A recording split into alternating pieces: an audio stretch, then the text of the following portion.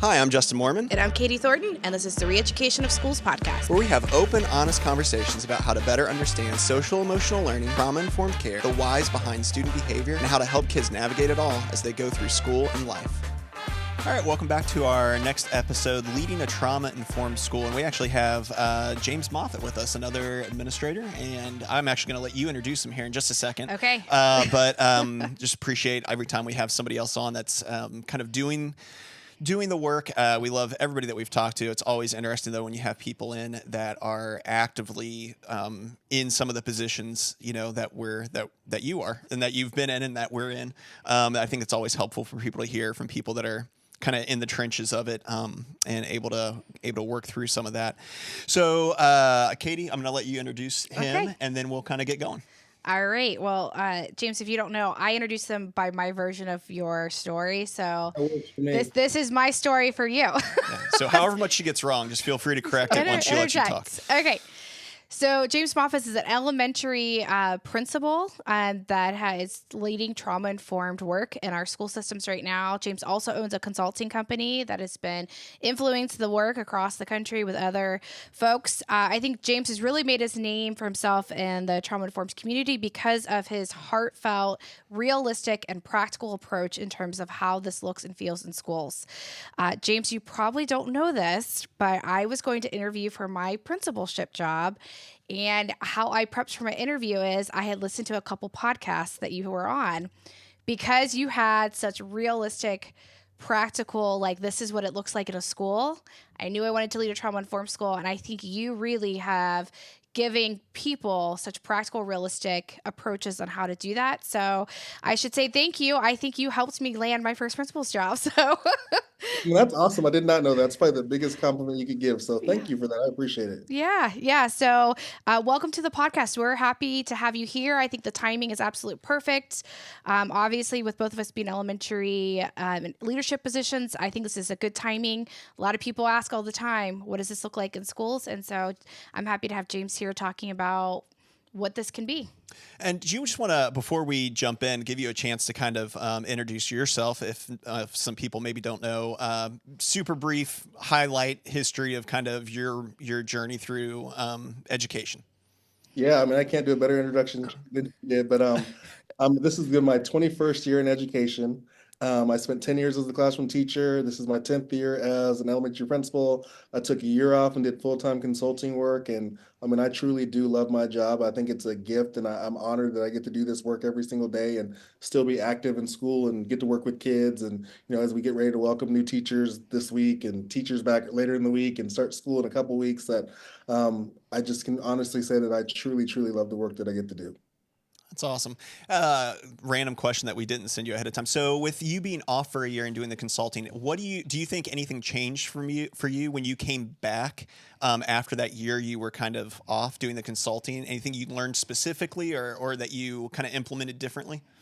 You know, the crazy part is the year that I took off is when COVID happened. So like coming back was a lot different. You know, it was. I started back in July of 2020. And so, you know, coming back into a year where we were hybrid some of the year and remote some of the time and back in person, like that was a lot. And I think, you know, it, in a way, it kind of pushed this trauma-informed journey forward in so many ways because it taught us to really lead with compassion and really lead with an understanding for the different situations that our families are coming from. I think my fear or my disappointment is how quickly we came out of that. When we felt like COVID was over now, like a lot of us went right back to what we'd always done, and that was disappointing. So I think if I learned anything in that year off and what was happening in our world was to push and to move forward with this journey even more tenaciously. So yeah, it seems like we had a real opportunity there that we kind of took for a little bit. And then all of a sudden we didn't again. So that was it was kind of a crazy transition back. Okay, well, here's what we're going to do. We kind of thought, again, it would be interesting to talk a little bit about like the leadership side between having you and Katie sitting here, both doing this as administrators at schools. Not often that people get to hear. And we have a lot of people out there that are principals or in various leadership roles in schools, and they don't necessarily know how to implement stuff, some of this, or how to get started, or what challenges they're going to face, things like that. So we're going to kind of talk through some of that, hear from you guys, and kind of go from there. So start us off. Kind of where do you start? Share some practical things, maybe that a first year principal or somebody that's just getting into this for the first time. What are some things that you would recommend that they do to kind of get started? I think, one of the things that's become cliche is it starts with us, and it truly does start with us. So I think, knowing your vision and knowing your core beliefs are like the biggest things. And so like if you're wanting to move in a trauma-informed direction, like that's a big undertaking, and it's going to take years to truly get the ball going and continue in that direction. So don't come in thinking that it's going to happen overnight. And so before you even enact any change in a school setting, I think just being solid in your vision and solid in your core beliefs, because what I've seen that happens is if I can be solid in my core beliefs and know who I am and know who I am as a leader and a person and how I want to support kids and support teachers, like that vision and my core beliefs begin to transcend relationships, and it begins to transcend the culture. Like, I don't care what culture you go into, but if you come in with like compassion being one of those core beliefs that's really important to you, people listen, people watch, people, they're sitting back and they're seeing all those things, and it really sets your vision up to eventually get your ball moving in the right direction. So I think, just being really true to yourself and knowing and being solid that, these are the pillars, these are the things that are incredibly important to me, and I want to share that in every chance that I get. And then the other part of that is, as you make decisions that first year especially, always tying it back to that vision and always tying it back to those core beliefs, and even to the point of saying like, I made this decision because, like even for us in our building right now, we're having to make a change in just our lunch schedule. And, the leadership team who's going to present that to staff, one of the things that they're really doing a good job of is, letting staff, identifying to staff, these are the reasons we made these decisions. These are the factors that we considered. And because we have these core beliefs and this is the vision of our school, we made sure that we're meeting these pillars as we make this decision. And so again, that goes right back to you having a clear vision, knowing what your core beliefs are, sharing those, and not just sharing them, but living those in action every single day. I think that's the biggest, like that's the first step you have to take in any situation that you step into. When you go into a classroom and you're a teacher, like forming those relationships are based on who you are as a person, and you just being able to exude those things in your conversations and communication with others, and others begin to see those things and they gravitate towards you. So as a leader, it's no different. Those relationships happen first, and as you're in relationships, sharing those visions and core beliefs so that you can eventually move in the direction that you might need to move as a building. Yeah. Yeah. Talk a little bit too about, and Katie, feel free to jump in, obviously, but like I talk a little bit about the difference between having those core beliefs and, I guess maybe the phrase or the thought process that I'm thinking of is like just copying good things that somebody else is doing that's good and that is working for maybe that school, that administrator. What's the difference between having the core beliefs that you're talking about and just kind of copying or trying to emulate what somebody else is doing? I mean, I think my first response would be it's the difference between like putting something into action. It's really easy for me to sit back, and there's so many incredible leaders that I get to work with, and I can say, I admire, Dr. Lori for this, and I admire, Matthew Portell for this, or I can go on with this long list of people that I admire the things that they do and the people and the things that I believe are their core beliefs. And I can just say, I want to have those same core beliefs. It's one thing to say that I have those same core beliefs. It's another thing to live those things and have those things in action. And so I think that's the point, the part where the pendulum actually swings is when you put those things into action in your daily practice. I know for me, one of the moments, and I talk about this in almost every presentation, I've been doing this work since like 2015, and I was doing it every single day in a building of 600 kids because I knew it was best for kids, but I would go home to my own kids and be very reactive and very punitive and very, nothing that I was at school. And I felt like a hypocrite. I said, you know what, if I'm saying this is what's best for kids, like this has to be who I am at my core in all situations, not just from 8 to 4 every day. This needs to be how I live my life every single day. And it took a moment like that for me to really make those things actionable in my life. And I think that's where I changed as a dad, I changed as a principal, I changed as an educator when, I was able to connect it to something meaningful to me. Yeah.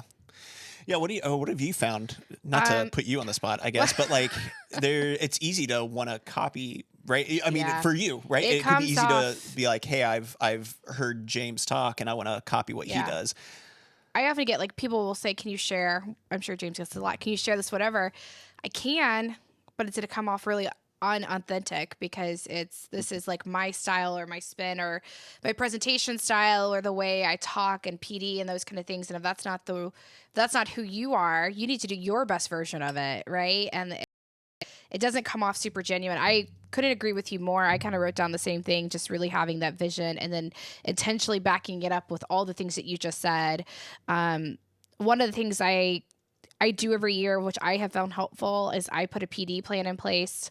So every staff meeting, I have like, what's our vision, what's our goal this year, and what are the actionable item steps that we need to address to kind of build upon that to create that outcome that we want at the end of the year, whether it's universal design for learning or trauma informed care, whatever we're PDing, like make the plan from every staff meeting you have. And we put PLC groups in place, which I think are tremendously helpful. I talk about those a lot. But I put kind of the same thing. It's that Malcolm X quote, like a man who stands for nothing will fall for anything. So who are you? What are your beliefs and what is your non-negotiable with your staff in terms of, but it's not that we're doing it to them, but how are we going to do it with them and walk alongside them? But that core belief has to be there and it has to be evident throughout your entire presence of whatever you're doing in the school. I love what you said there. It's not about doing something to somebody, it's doing something with somebody. Yeah. I think sometimes in leadership, and I've talked about this before, like I might have a vision and it makes perfect sense to me, and I want to see it through fruition. And so I think sometimes we go out and we're doing things for people just to advance our mission. And that's not a good place to be either. And so I think the next logical step after that is doing things to people. That's not what we want either. It's getting to that point of doing something with somebody and truly walking alongside somebody. And so one of the things I say to everybody is, I'm never going to ask you, this is cliche, I know, I'm not asking you to do anything that I wouldn't do myself. And if one of the things I say to kids every single day in our morning announcements is, in every situation that you go into, leave things better than you found it. So if you walk upon something that needs to be taken care of, have the initiative to take care of it. That goes for me. If I'm in the cafeteria and there's a spill, like I'm grabbing the because I want to take care of it. And I would hope that people see me doing that and they model that as well, whether it be adults or kids as well. So, that it's that action, like being able to put something in action and be intentional, like you said. You talked about a plan, like we've been working really hard on like a 3-year plan for our building.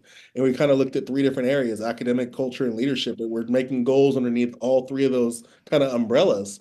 And one of the things I think we can be very initiative driven in schools, and we just have this initiative overload. There's always something new, something new, something new. Mm-hmm. And so one of the things that one of our goals this year was to get better at our community and also eventually restorative circles. And so we have this expectation that a piece of that is what we call like a respect agreement. And so rather than just roll it out to teachers and say, hey, we want you to have this respect agreement and the expectation you have it by September, our goal in our 3-year plan was to spend this entire year as a leadership team just modeling respect agreements all year long. Like there's not an expectation on teachers at all this year. It's just that we're going to model it for a whole year. And our first year goal is for us to model it in PLC, model it in PD, model it in staff meetings, just model these respect agreements. Because what's going to happen is some people are going to be like, I get it. I'm ready to just do this on my own right now. So eventually next year, we're ready to move forward with more actionable steps. Like people have had a year of us modeling that for them already. Such a good point that to model and be that example of the vision, right? I also was leaning back to, I think often we tell people or do stuff to them, right? But we don't back it up with like the research or the data or like the collective feedback. And so then it comes off really bad to people and they're not bought in. So you have to be able to say, here's my vision, but here's why. And here, let me take you down the walk of the PD journey of like the research and the data points that we have in our building and the feedback from our community. And this is why we're making this adjustment and change, because I've considered all those things and this is our vision and this supports the work that we're doing. I think that's the part I think sometimes people miss is they want to make the change, but you have to take a little bit lean back into the research for it too. Yeah, I think, one of your core beliefs has to be humility at some point, the humility to say, I don't have all the answers and I'm going to mess up. Absolutely. Right? Absolutely. And so if I'm not willing to say that and model that for kids and model that for staff, like I have a vision. I think the vision's pretty good. I don't always know all the action steps are going to get us there. And sometimes I think I know an action step and it's the wrong action step. And so one of the differences I think between me and 14 or 15 when I got my first principal job, and now is it takes time to get to a place of shared leadership. I think when you're brand new into administration, you think you're supposed to know all the answers and you make all the decisions and always be right. And now I'm like, I don't even know. Like, let's figure it out together and let's invite the right people to the table so we can make the right decisions. And it's the same in this trauma-informed journey. Like I know a lot of people and I read a lot of books and I do a lot of research, but when it gets to the point of putting the rubber to the road and actually putting things into place, I don't know that it's going to work. Like, but I'm willing to take a risk and try. And I'm also humble enough to say, we tried that didn't work out. Let's sit back down and regroup and figure out something else. Yeah. Yeah. I think we're such a result driven kind of society in general. And we want things fast too. And that's not going away. We're actually trending more and more in that direction, it seems like. And what I hear both of you saying, either overtly or kind of, tangentially, is that, it's such a process and it takes so much time. Not to be discouraging. I don't want to say that in a discouraging way, but hopefully in an encouraging way that if you're out there listening, you realize, this isn't going to be like I implemented this year and now we're good to go from here on out. Like that's not how it works. It is a process, and some people catch on to it really quick and jump on board really quick. Some people take a longer time, and then during that whole process, we're all learning new things, figuring out new things, and realizing, hey, we actually, we need to shift a little bit this way, to make this a little bit more, probably in line with what we need to be doing. What are, besides that, like push to like change too quick or maybe to get discouraged? I think that's what happens. People run into mistakes or they run into like roadblocks and they get stuck and they want to quit trying to implement stuff. What are some of the mistakes that you guys have come across along the way that you've made, that have kind of been roadblockish for you? I think, we kind of touched on it, being willing to own a mistake and take a step back. I think, moving too quickly is the biggest one. And I think, I've kind of in my head, kind of laid out like the timeline, not necessarily a timeline, but like for an organization to bring about this change, the first thing you do is connect with people's hearts. And after I've connected with the heart of this culture, then we can begin to talk about mindsets. And when we talk about those mindsets and why some mindsets need to change, then we can talk about systems and processes. And the last piece is application. So I think that's kind of in my brain. That's how my brain works as we go on this journey. And so one of the things is being willing to take a step back, because every year, every staff is different. Like I know the year we had 2 years ago was different than the year we had last year, which probably be different than the year we have this year. And some of that's staffing and some of that's kids and some of that's just like what's on our plate.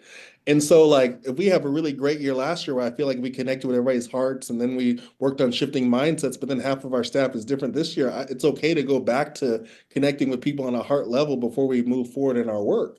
We've been really lucky that our retention has been incredible over the last, like this year from K to 6, like we don't have any new staff in those classrooms, which is incredible. And that's not a me thing, that's a building thing and a staff thing and just the way that they're able to collaborate and work together. But I think just not being too quick to jump to the application. I think that kind of goes back to what you spoke about earlier. Like we can look at these other buildings and the things that they're doing and say, man, I wish we could do that. I wish I could do that. And I want it to be done like yesterday. But like, didn't think about the journey that they went through to get to where they are. And so you go slow to go fast. I've heard that a lot. So again, I know you were looking for something different, but I think just the not being in tune with your culture and trying to push too fast is the biggest mistake that you're going to make. I think the other one, like you said, also is when it doesn't go the way you want to, not giving up too soon. Yeah. Yeah. Because you're going to run up against that where it doesn't maybe go the way that you thought it was going to go. How do you keep yourself from giving up? I'm just curious. How do you how do you keep yourself from giving up or getting too discouraged in those moments when things don't go the way that you're wanting them to? One of the phrases we use a lot is anchors. Like, who are your anchors? Anchors Yeah. can be people sometimes. Anchors can be situations. They can be memories. They can be pictures. They can be all the things. And so I'm really lucky to be in a text group with, several people like Jim Sporlater was in that group and, Katie McDonald, Dustin Springer, Joe Brummer, all these people who go out and present, Matthew Partel, Gibbs, like there's a whole list. I'm forgetting people I know, but like it's really nice, and it's nice to be able to go to that text group and say, hey, I'm struggling with this today, and just put something out there. And get the energy from that group back where they can say, hey, like they have a suggestion or a strategy that's worked for them, like maybe try this. And so I think just being able to be connected with like-minded people is a huge thing, but also just practicing the skills that we're asking our kids to practice. Like it's okay to take a step back. It's okay to, when I'm dysregulated, to take a walk. It's okay to whatever I need to do to get myself in the right headspace to move forward, like take the time to do that. Yeah. Katie, I know you talk a lot about like that idea of having a support system or having kind of like the village that's kind of in that same Yeah. spot. It's a similar idea. What are your thoughts on that? Like as somebody out there, an administrator out there getting ready to start wanting to make a change, where does that fall on the list of how quickly do you need something like that in Oh, place? like from the jump. I honestly, the work and the vision. I mean, I tell Justin this a lot. If he didn't walk in and we didn't have these conversations, and I didn't have like a fallback person to say, okay, that was hard. This is difficult. Who understood the vision and where we were going, understood like the work behind it. I'm pretty confident to say that I don't know if I would have been able to sustain it's Yeah. because it's really hard. I mean, it will break you when people have pushbacks or an understanding, and then you're human. I'm not always at my best, right? So just even not as much as you're resilient, you can take on a lot. Sometimes it can be too much at times, and um, I just think and I'm really lucky. My closest network of people that I've been friends with for years are still my closest network of people, and they are educators, and they all walk this journey too. So I've got a really tight group of friends that we kind of all went into trauma informed care about the same time, all advocating for kids, and so that makes a fun happy hour when you need it. Yeah, right. I'm just sitting here and it made me go back to that whole conversation about core beliefs and their vision. Hmm. I think, when you've been in a place, this is my fifth year in this building, and I think I've been pretty clear about what my vision is and what my core beliefs are. What you begin to find out is you have other people who are attracted to that. And so when I do have openings, I've been able to bring in people who I'm not having to work with them on mindset because they come in with the right mindset and they keep coming with the right mindset and keep coming with the right mindset. So when I look at our staff from top to bottom, like most of us have a similar mindset because we're attracted to that connectedness and having that same vision and those same core beliefs. And so not that this work is ever easy, but it makes some of the decisions or some of the situations a little more bearable because you have people who are on the same page as you. 100%. I would agree. We talk about this a lot with hiring, and people that is like so critical is that you hire people with the right hearts. I Yeah. can teach you and train you and coach you up with all the skills. If you're a Yep. hard worker and have a heart for kids, then that has been the most amazing hiring people you've brought in. It's getting people that want to be here and understand what the work is going to look like, and they Yep. still choose to show up, They still right? do. Yep. Yeah. Well, I think it's because it's mutual, it's reciprocal. Like they know like there's a mutual and reciprocal respect between the two of you or the group. And so they show up because they know the work that you're doing is meaningful and impactful. Yeah. Yeah, so not everybody does see or have the same mindset, which is good. I mean, not like in general that we don't all have the exact same points of view and everything else like that. That lends itself to some good things overall. But also, when we're talking about this kind of work specifically, can be challenging. Whether those are parents, whether those are staff members, whether it's other administrators, whether it's you name another somebody above you on the administrative totem pole, I guess. What have you guys found are some of, I guess, the biggest misconceptions that people have about kind of trauma-informed care or this approach in a school that you've come across? What are some of like the most consistent ones that somebody starting this work can expect to hear a lot? Yeah, I'm going to assume that our misconceptions are going to be the same because we hear these. I think, the biggest one you hear is like that we don't have expectations or we don't have consequences for kids. Like those are the ones I hear all the time. And that's not the case at all. And if that's the way you're running your trauma-informed school, you're not doing it the right way. I think what it comes down to is just being able to sit with people and have conversations because, what I want to be is empathetic towards situations and families and kids. I want to be understanding, but there's two things I want to stay away from. I want to stay away from pity and I want to stay away from permissiveness. And so I think when you get into those situations a lot where people are assuming there's no consequences, there's no expectations, it's because you're in an environment where people are allowing things to happen because they feel bad or they're showing pity, and then they're in turn giving permission for kids just to do what they want. And so I feel really strongly that no matter my organization, whether it be a school or whatever, like we need to have three things in common. We have to have accountability, consequences, and structure. Those are the three things. There has to be some level of those three things.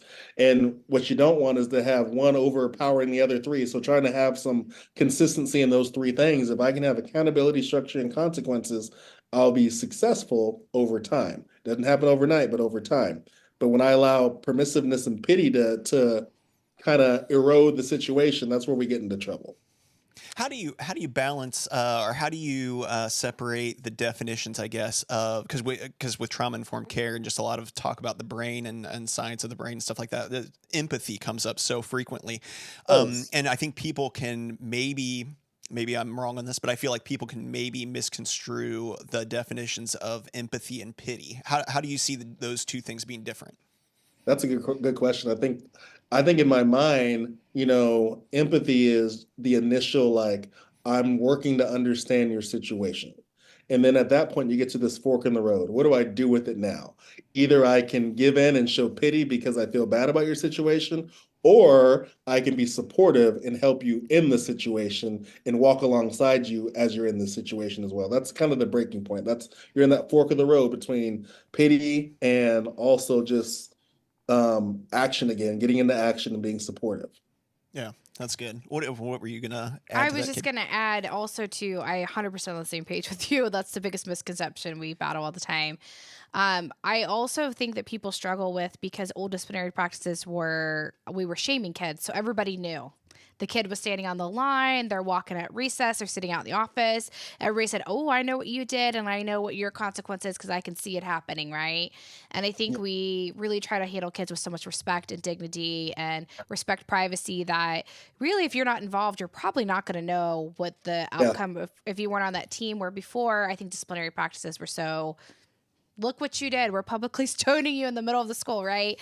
And so I think that's been a shift too, because people just assume because you didn't know what happened that nothing happened, right? I don't know if you run into Yeah. that as well.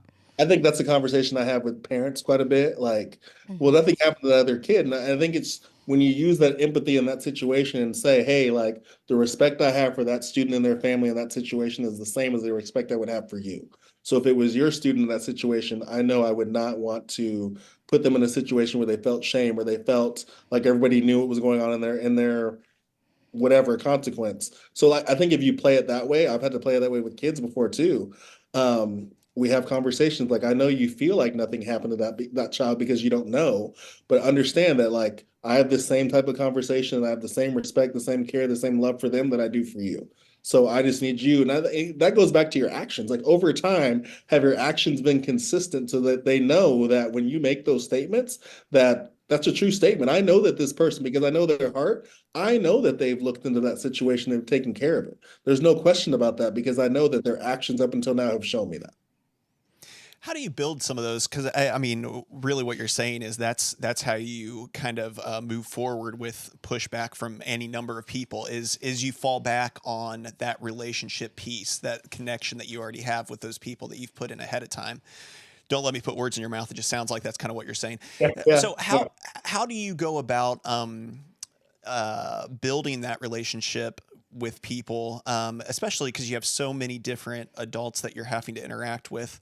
Uh, how do you kind of decide, or where do you decide to spend your time? How do you do that to build those relationships? Obviously, you want a relationship with everybody, but you can't be too in depth with everybody. I know for me, like relationships come before anything else. So like I'm never in my office. I'm always trying to interact with somebody, trying to have a conversation with somebody because that's where that type of movement, that type of change happens. In conversation. And I had my very first superintendent was incredible at this. And he always made me feel so heard. He made me feel appreciated, he made me feel valued. I remember to the day that I got my first principal job, he called me on a Saturday morning and I got the job on Friday, accepted it. He called me on Saturday morning just to welcome me to his team. And we talked for about 30 minutes, nothing about work. It was all personal, all about my kids and where I grew up and all the things. And so every interaction I had with him after that, I don't know if he took notes. I don't know what he did, but like every interaction after that, when he would check in, he didn't say how are your kids. He didn't just say how are your kids doing. He would say how's Ayana doing, how's Aria doing. He like remembered their names and like just knowing that he, with all the employees that he had, he made it a point to make me feel heard and seen and valued and just a genuine connection. Like, and when I spoke to him, like I just watched for the first time the Mr. Rogers movie. I had never seen it. I watched it like 2 weeks ago on Hulu. And I thought about Craig Wilford is his name, my first superintendent, because when Mr. Rogers was in conversation with somebody, nothing else mattered. Like he was 100% in connection and in attuned with that person. And it made me think about Craig because that's how I felt when I talked with him. And so I really work, I'm not as good as they are, but I really work in my conversations that whether it be with kids or adults, like tell me about your dog. What's your dog's name? Like what's going on? Where are you from? And so anytime that I can bring that up into a conversation because it's genuine. I genuinely care. Those are all those making ripples, making ripples, making ripples. And so that when we are in a difficult situation, those are the types of things that I can rely on and lean back on for them to know that I'm truly connected with them. Being here, my first year in 2020, one of the things I've said in every school I've been in is, I love you. There's nothing you can do about it. And so I came in on year one and I said that on announcements for their very first time with these 200 kids that I'd never met before. And they said, how do you love me? You don't even know who I am. And I said, I love all people. I love you for who you are. I love you at your core. I think you're a good person, all the things. And I've had so many kids since then say, like, when you first said it, it felt like it was just words, but now I know that you really mean that. And so that's where I want them to be. And then the other part of that is kids talk, adults talk. And so when you're investing your time in people like that, that spreads really quickly. And so, we live in an age of social media. It can be your best friend, it can be your worst enemy, right? And so when you see somebody get on those gossip pages for your town and they have something negative to say about your school, one of the things that I find so much pride in is how many parents get on right after that to defend who we are as a school because they know, because they've lived it when they walk in our doors every single day. Yeah. That's so true. The same thing. It just takes trust, right? They have to trust that. I always say you have to trust that I've got it. You have to trust and believe that I can handle it, that I've got it, that my team's got it, we're trained, this is what we do, and that we're here to take care of you and your child's. Or teachers or what, you know what I mean? It's just that it goes back to that relational trust and building that currency up with families and your community, which kind of goes into our next, him bringing up the Facebook page, just really goes into kind of like our next question. Yeah. Maybe. I lost where I'm at. We were going to talk about the political representation. I know we're feeling this right now. We've been up for a couple levies. I think COVID highlighted that. Board elections, right? The whole thing. But political representation, somehow our schools, I don't know if you're feeling that, have become a greater context of society representation. And I feel like we're like on such a microscope all the time about what should or should not be happening where and when and all those things. And so then you get pushback from the community or higher administration. And I guess your advice for folks that are experiencing whether community, administration, parent, teacher pushback, what do you do? I think it's always, and people may disagree with me on this one. I've always been one that just tackles things. That's probably not the best word. Just go head on with things. Be respectful, be empathetic, be an active listener, all the things. But I've also been told that, nobody can tell the story of our school and our students like we can. And if we don't step in to share that narrative, somebody else will, and they never tell it the right way. And so when you're feeling that pushback, whether it be from a staff member who's feeling like, I don't know if this is the direction we should be going, or I'm not sure if trauma-informed care is what I want to do, it's just a bit about inviting them to the conversation and having a seat and then listening. Because what I found is most of us, and I'll use that, say 85 to 90% of us feel the same way about kids. It's not the way that we feel that's the breaking point. It's when it comes to the action of what do I do? And I think the hard part about trauma-informed care is, this is different than school that I went to when I was growing up. This is different than the school that most of us grew up in. And the way that, we approach students, the care that we have for students, the way that we really wrap our arms around entire families and support them is probably different than I remember as a student. And so since it's different, like I think generally people can be very cautious and they're not always risk takers. And they don't always know that something different doesn't mean it's bad. It's just a different approach. And I've also learned that most of us, because we do care the same way about kids, we're reacting to a situation that's happened to us at some point. And so we have to be able to get past the reaction to get to the root cause of why people feel the way that they do. And when I can sit down and have a conversation with somebody and say, tell me more, like, why do you feel that way? Tell me more. Usually I can get to the point where I'm like, that's it. That's the point that you can't get past. That's the barrier for you. You can't get here because this happened to you. Let's talk about that. And so sometimes it takes 2, 3, 4 conversations to build up trust, to be able to break down that barrier and have conversations about it. I think it's the same in most things that we face in schools, whether it be something political, whether it be decisions that we make, or whether it be consequences that are given to a kid, or whatever the case may be. Like, all of us have, and I think this goes right back to what trauma-informed care is. All of us have a life experience that is different than those around us.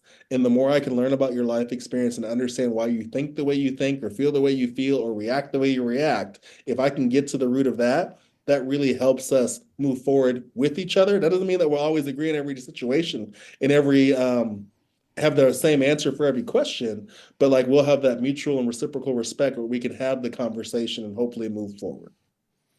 Yeah, I think for so long there was an idea that like parents would just listen to what a teacher said and decided because they were the teacher and a professional, or kids would just listen. By and large, kids would just listen because you were a teacher and they should listen and respect. And that's shifted. And I think there's probably good and bad to that. But like what that means is if you're in education, you had the one mindset that like, oh, they should just listen just because of the title I have or who I am. Same thing for administrators towards teachers, right? I think that's any power dynamic. Like that used to be how it is.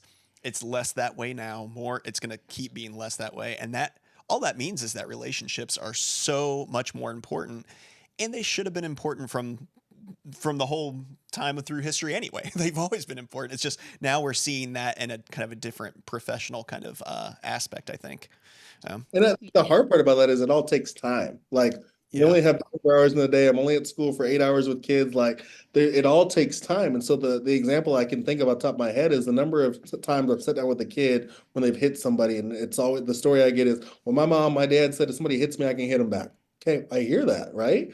And so rather than say your mom or dad's wrong, like, it's having that conversation with that parent. Like, I understand that you want your kid to be safe, and I understand that you want your kid to feel protected when they're at school. And I understand that there's a level of us being able to defend ourselves. I get all of that. But let's talk about why maybe I'm asking you to look at this differently. And again, in that conversation, lots of times you'll get to the root or the barrier of, this happened to me when I was a kid and it made me feel not safe at school. And I need my kid to feel safe at school. Like, when you can really just listen to get to that, again, that breaking point where we can have a conversation around the root cause, then we can truly, and then it goes back to trust, because over time, when they realize that I'm here to truly support their kids, I'm not going to let their kids just get beat up every day. Sure. All that conversation changes. So again, it's just taking the time to build meaningful, impactful relationships, not just with the kids, not just with the teachers, but with their families and the community too. Yeah. So here's, I think, a good question. If you're an administrator out there, I would imagine this is the kind of question I would have. I'm thinking, there's a billion things on my plate. I've maybe, like we've said earlier, maybe I've been doing this forever. Maybe I'm just starting out in an administrative position. It takes a lot of time to build these relationships. What are things that you two have sacrificed to spend your time building those relationships that maybe are also part of your professional duties? What have you maybe, because I mean, at some point there's only so much time. So what are some things that maybe you've put on the back burner or sacrificed a little bit in the name of relationships? I'll let James keep thinking. I would say as much as I am, I love public speaking. I don't mind doing that. I am really an introvert that is extrovert for work. So sometimes it is a lot of, Justin and I will go places and I'll make him do the small talk with people because sometimes I just don't, that part's hard. So I would say I normally would not build relationships with 50 people, right? I have my inner circle, I do my professional thing. But really, when you're in an administrative role, I feel like you have to extend care and love and compassion. Like, everyone's in that inner circle all the time. And that part I have to be super intentional about. And so that takes time, right, away from other things that you're to do, maybe some time with your family, those kind of things. But I would say that's probably in the leadership role and really trying to roll out what we're trying to do. That's been a shift that I can't hide in my introvertness all the time, that I have to go out and do my thing. And I think for me, I'll start with maybe a example of what not to do. I think as a first year administrator, or first couple years actually, what I was giving up was probably sleep, right? And so like my focus was so much relationships that I spent all day doing that and being in classrooms. I was in classrooms 3 or 4 times a day, like just connecting with kids and connecting with teachers and trying to build those foundational relationships that I needed. And what that meant was the emails didn't stop coming, or the list that I had to accomplish didn't stop. So I'd take that stuff home and I'd stay up till 3 o'clock in the morning getting all that stuff done that I didn't do during the school day. And so at first I was giving up sleep. So now in year 10, I think you talked about intentionality. I've gotten so much better about being intentional and just the use of my calendar even. And so like some of the things that you'll see in my calendar is every Friday for an hour from 10 o'clock to 11 o'clock. Like that's the one time all week that my door is closed. And the crazy part is my door is closed so I can write appreciation postcards to staff members where I saw great things happening this week. And so like, I got to be really intentional. This is my hour to write these postcards and do all this. And then like later in the day, like 3:30, our kids are out at 3:10. So 3:30 to 4 is my time where I'm going to close the door again. Like, and I'm going to really work on catching up on my email. I want to catch up on these other things that I have to do. So I've just gotten more intentional with my time to not necessarily put anything off my plate, but just be more intentional about getting the stuff done that has to get done. Yeah. Yeah. I think that's great. Like that purposefulness, because there is so much that has to be done, and having purpose behind how you use that time, I think is super important. So people are definitely going to get into a spot where they come up against stuff. It's hard. We've heard that from both of you and from any number of other people. This can be really hard. It's a tough position to be in because you're in charge of a building, but you're also not in charge of everything. You still have people above you, and then you still are kind of you're in the middle in a lot of regards still.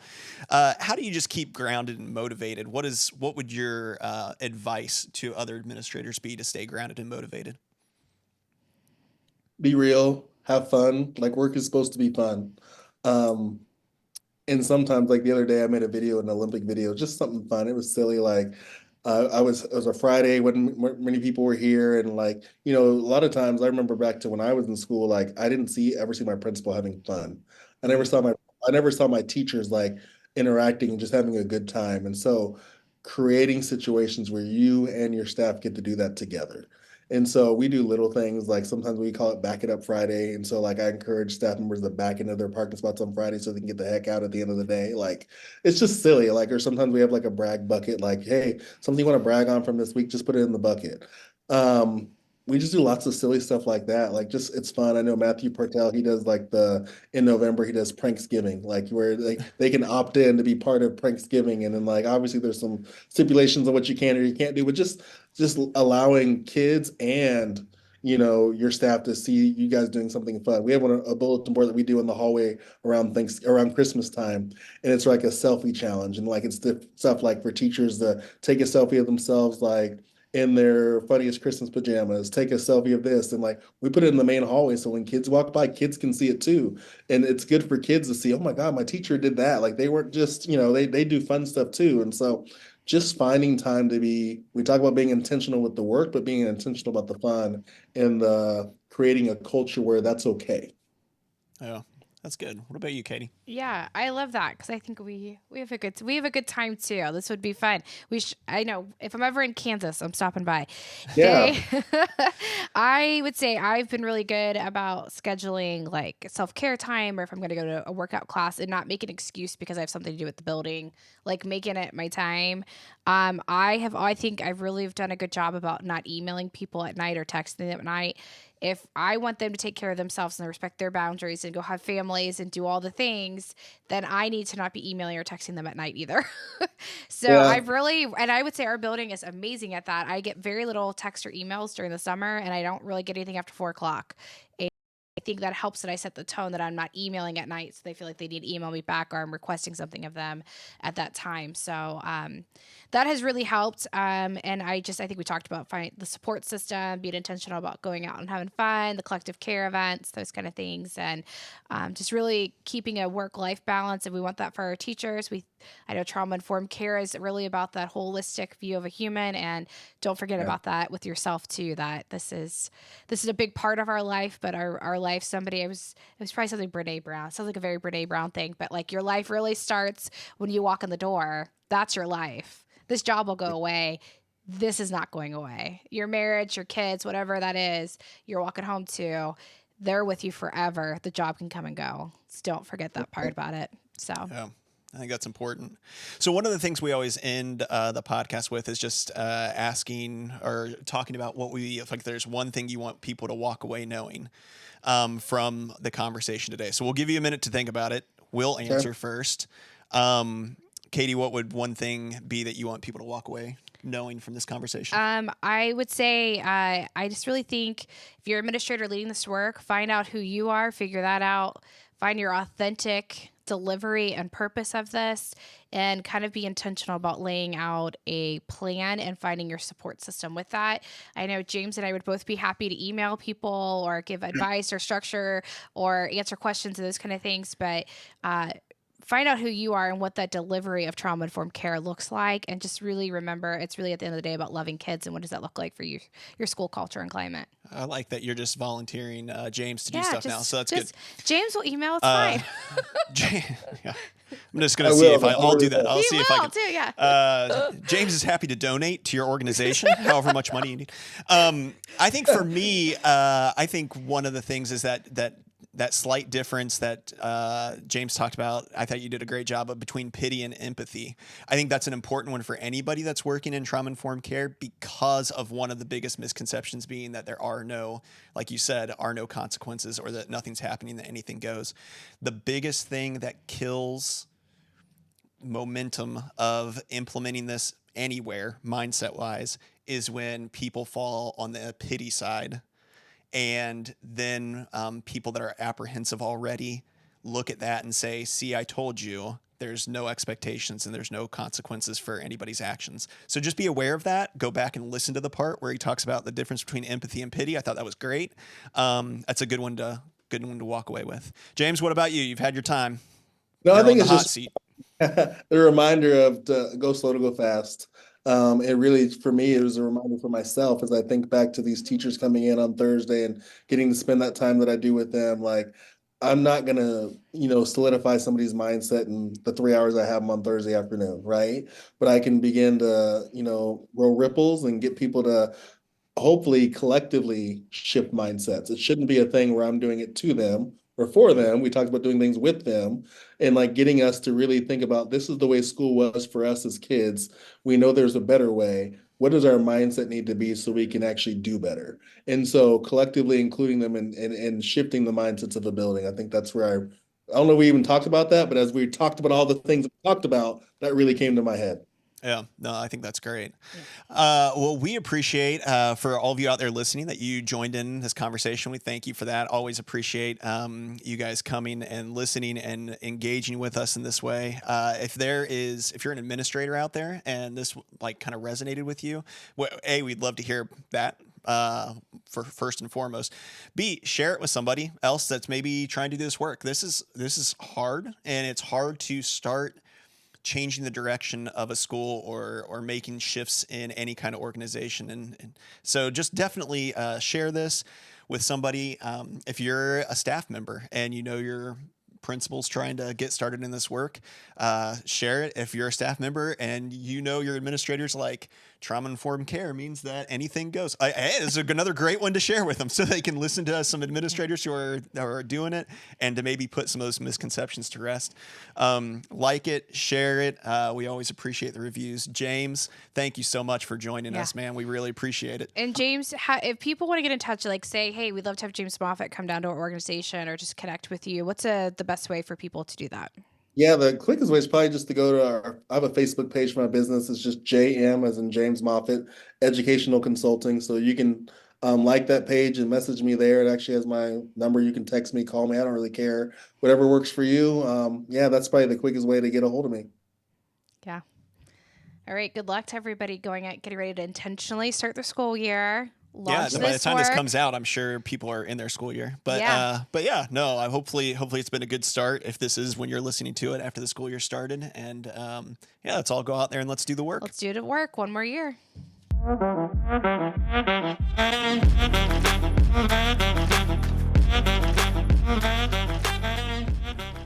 Hey everybody, let's keep the conversation going. Like and subscribe below and keep the comments rolling.